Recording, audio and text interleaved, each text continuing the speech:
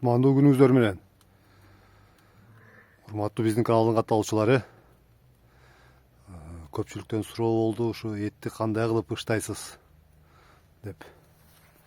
Биз адаттагыдай эч нерсе жашырбай баардыгын айтып беребиз. Этти биз моундай арча менен ыштайбыз. Көрдүңүздөрбү кандай кылып ышталат.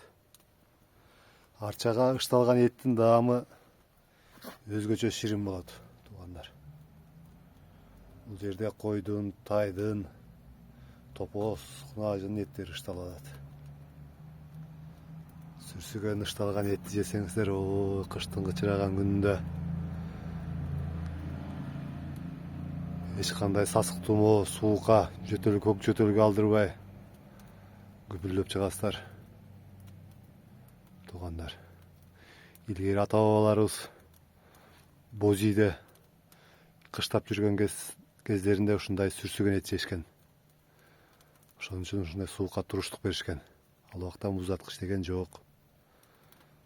Сүрсүтүп гана сакташкан этти. Сүрсүгөн эт өзгөчө кубаттуу, күчтүү болот.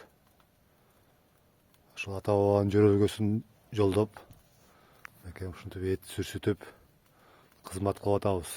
Көпчүлүк шаарда жашаган, элеттен алыстап калган адамдар, жаштар билбей калды. Билсе дагы көпчүлүк улуу адамдардын шарты жок. Көп кабаттуу үйлөрдө мындай кылып ыштап эт сүрсүткөнгө.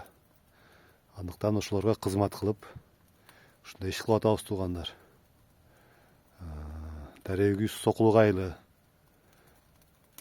баалар боюнча сурап атасыздар. Баалары эттин сүрсүгөнүнө жараша болот. Эт канчалык сүрсүгөн сайын салмагын жогото берет.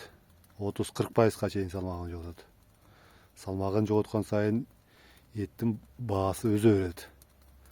Андыктан экранда байланышкан көрсөтүлгөн телефон аркылуу байланышсаңыздар, ошол убакта баасы боюнча айтабыз. Жакса келип алып кетесиздер. Же болбосо салып жиберебиз. Жети тууганга, мынакей эмеден Россиядагы туугандар алдырып атат. Ал жака да салып жиберебиз. Ошол сүрсүгөн чучуктар бар бизде. Ошол туугандар, оорубаңыздар кыштын суук күндөрүндө. Кайрадан эфир аркылуу жолукканча сак саламатта болуңуздар.